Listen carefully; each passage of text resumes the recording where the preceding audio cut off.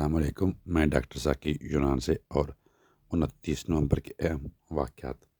آج 29 نومبر فلسطینیوں کے ساتھ یکجہتی کا عالمی دن منایا جا رہا ہے۔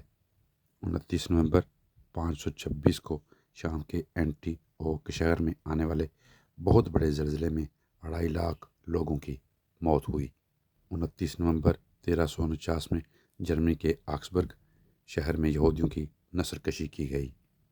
29 نومبر 2007 کو جنرل پرویز اشرف کیانی نے پاکستانی فوج کے چیف بننے کے بعد کمان سنبھال لی۔ 29 نومبر 2006 کو پاکستان نے درمیانہ دوری والے میزائل ہدف 4 جسے شاہین بھی کہا جاتا ہے اس کا کامیاب تجربہ کیا۔ 29 نومبر 2012 کو اقوام متحدہ اسمبلی نے فلسطین کو غیر رکنی سپروائزر ریاست کا درجہ دیا۔ 29 نومبر 1999 کو ہندوستانی وزیر اعظم راجیو گاندھی نے استعفیٰ دے دیا۔ 29 نومبر 1944 کو البانیہ جرمنی کی غلامی سے آزاد ہوا۔